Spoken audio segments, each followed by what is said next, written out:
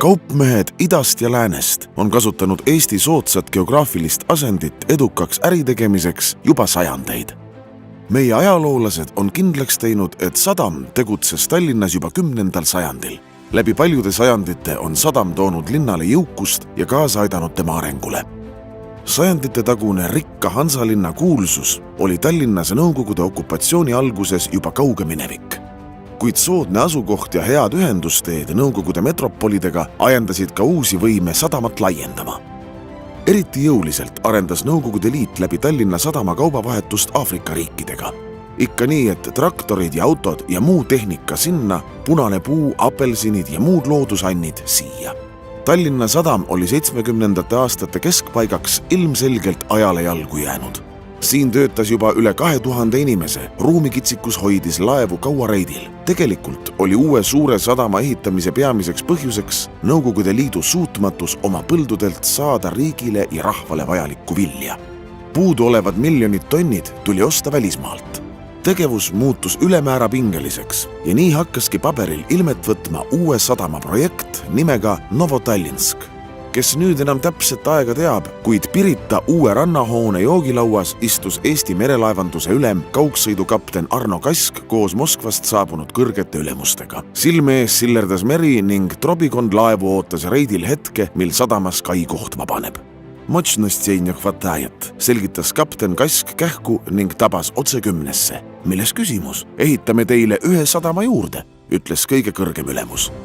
Muuga sadama asukohta valiti hoolega, kaaluti erinevaid paiku nii Eestis kui Lätis. Praegune asukoht osutus parimaks just seetõttu, et seal olid sobivad looduslikud sügavused ning vähe hooneid, mida maha võtta ning vähe inimesi, keda ümber asustada.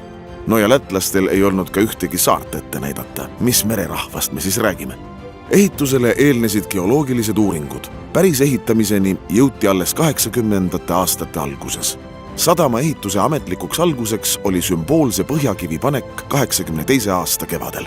Selleks ajaks oli selge, et sadama ehitus kujuneb järjekordseks migratsioonipumbaks, sest enamik tööjõust saabus impeeriumi avarustest. Ehituse kvaliteedi pidi aga tagama koostöö kogenud Soome sadama ehitajatega. 1985. aasta suveks oli Georg Ots Kalevala poegi selleks üle lahe siia toonud juba pea 600. Samas algharidusega labidamehi ehitusplatsil praktiliselt ei olnud. Tööotsijalt nõuti autojuhi, betoneerija, puusepa, müürsepa, elektriku, traktoristi ja teiste erialade oskusi. Muuga sadam oli merre rajatud sadam.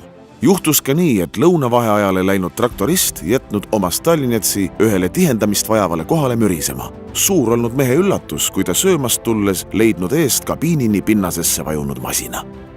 Mastaabid olid gigantsed. Lisaks traktoritele tuli merest välja pumbata enam kui 14 miljonit tonni pinnast. Sadama ala tuli tõsta merepinnast 4 meetrit kõrgemale. Suurimaks sügavuseks kaide ääres saadi 18 meetrit. Valmiv teraviljakompleks pidi endasse koondama ühe maailma suurima elevaatori, mahuga 300 000 tonni. Varsti vajati sadamasse ka mereharidusega mehi. Muuga esimeseks sadamakapteniks sai Rein Raudsalu, kes töötas sel kohal koguni 18 pikka aastat. Kui igas sadamas pidi leiduma vähemalt üks eestlane, siis nii oli oma eestlane olemas ka Muuga sadamas. Muuga sadam avati pidulikult reedel 19. detsembril 1986. Tolleaegsete traditsioonide kohaselt osales avamisel kõrgeid külalisi lähedalt ja kaugelt. Selleks puhuks jõudsid Tallinnasse nii toonane Soome peaminister Kalevi Sorsa kui ka NSV Liidu ministrite nõukogu esimees Nikolai Rõškov. Sellega taheti rõhutada erilist vajadust sadama järele, mis oli ka tõsi. Impeerium vedas tol ajal sisse 40 miljonit tonni vilja. Nii tõi uus sadam teistele sadamatele märgatava kergenduse.